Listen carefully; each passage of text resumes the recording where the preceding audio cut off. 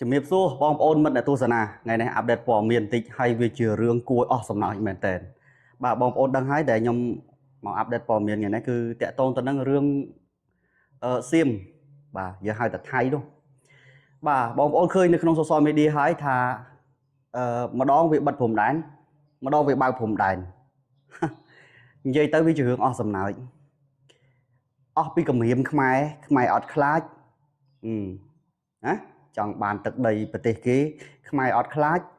ខ្មែរដាក់ពាក្យបណ្ដឹងទៅអន្តរជាតិចាប់ដើមភ័យលេខអាចលេខនោមអាហ្នឹងរឿងមួយរឿងទី2គម្រាមផ្នែកសេដ្ឋកិច្ចគេថាគេនឹងបិទអីវ៉ាន់ទាំងអស់ហ្នឹងឈប់ឲ្យចូលមកខ្មែរឈប់លក់ឲ្យខ្មែរប្រើឈប់លក់ឲ្យខ្មែរហូបនេះគឺជានយោបាយបែបឈួតលីលាចង់និយាយចេះណាហើយពិភពលោករាល់ថ្ងៃបងប្អូនពិភពលោករាល់ថ្ងៃណាបងប្អូននឹងកសែភ្នែកពិភពលោករាល់ថ្ងៃគេមើលមកសៀមនឹងថាជាមនុស្សបែបម៉េចជាប្រទេសបែបម៉េចអត់ពីមុនមកគេតែសើថាប្រទេសមួយនេះគឺជាប្រទេសប្រជាធិបតេយ្យហើយគោរពសិទ្ធិសេរីភាពណាគោរពច្បាប់អន្តរជាតិតែបច្ចុប្បន្ននេះបងប្អូនខ្ញុំអាប់ដេតព័ត៌មាននេះចុះកសែភ្នែកពិភពលោកគេលែងមើលមកអញ្ចឹងហើយដោយសារអីទង្វើឈ្លានពានណាដែលមិនគោរពទៅលើច្បាប់អន្តរជាតិអានឹងមានន័យថាបង្ហាញឲ្យខ្លួនឯងកាន់តែអន់ថយណាអញ្ចឹងមានន័យថានយោបាយខ្មែរយើងដែលយើងធ្វើនេះត្រូវហើយជាពិសេសបងប្អូនមួយចំនួនទៀតណាដូចខ្ញុំដូចអីហើយបងប្អូនមួយចំនួនទៀតដែលកំពុងតាមដានព័ត៌មានទាំងអស់ហ្នឹងណាបងប្អូនគិតដូចខ្ញុំអញ្ចឹងវាជារឿងឈួតលីលាបាទជារឿងឈួតលីលាអញ្ចឹងគ្រាន់តែប្រាប់ថាអញ្ចេះខ្មែរសម័យបច្ចុប្បន្នណាអ្នកឯងរៀនស្វែងយល់ឲ្យជ្រៅបន្តិចមិនមែនខ្មែរជំនាន់មុនទេចង់និយាយអញ្ចឹងណាសម័យបច្ចុប្បន្ននេះមិនមែនជំនាន់មុនទេមិនមែនអាចអ្នកឯងគម្រាមបានមិនមែនអាចអ្នកឯងធ្វើអីបានស្រេចចិត្តទេណាព្រោះរាល់ថ្ងៃនេះយើងគិតមើលថាសេដ្ឋកិច្ចដែលវាលក់តំណែងលក់អីដោះដូរតំណែងអីណាគឺលក់មកខ្មែរច្រើនណាចង់និយាយអញ្ចឹងអ្នកលក់អីវ៉ាន់ផលិតផលមកខ្មែរអ្នកចំណេញសេដ្ឋកិច្ចតែបើអ្នកបិទព្រំដែនឬក៏បិទតំណែងគឺស្មើនឹងអ្នកឯងបិទច្រមុះនេះខ្លួនឯងអត់មានណាចង់និយាយថាអត់មានណាសម្លាប់ទេសម្លាប់ខ្លួនឯងហើយដល់យើងក៏លេចមើលប្រទេសក្បែរខាងសៀមបងប្អូនឃើញស្រាប់ហើយទាំងឡាវទាំងមីយ៉ាន់ម៉ាទាំងម៉ាឡេទាំងអីប្រទេសក្បែរខាងសៀមទាំងអស់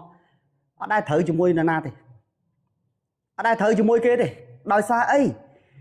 មនុស្សអត់យកច្បាប់ជាធំណាយកអំណាចយកឥទ្ធិពលខ្លួនឯងគិតថាអញប្រទេសអញសេដ្ឋកិច្ចល្អមានបានរៀងគ្រាន់បើហើយអញគ្មានខ្លាចអាណាទេចង់ទៅគម្រាមអាណាក៏បាន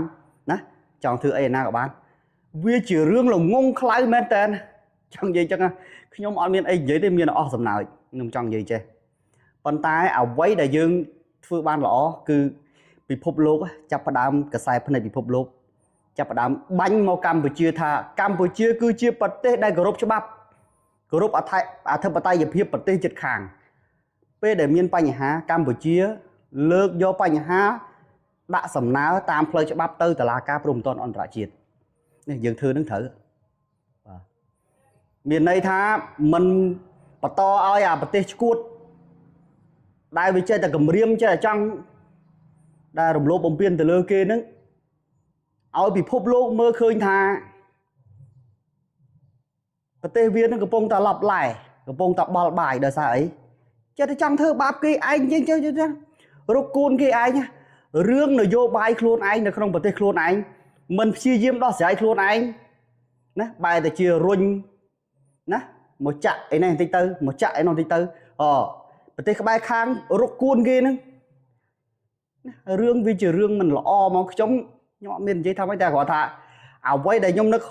អស់សំណើចគឺខ្ញុំនឹកឃើញថាដើរដល់ផ្លូវតច្រកប្រទេសមួយនេះដើរដល់ផ្លូវតច្រកហើយចង់ងាកទៅរកផ្លូវច្បាប់អន្តរជាតិគឺដឹងតែចាញ់ខ្មែរ100លើ1000ណាចាញ់ខ្មែរហ្នឹងហើយ100លើ1000មានន័យថាអត់ទៅរួចទេណា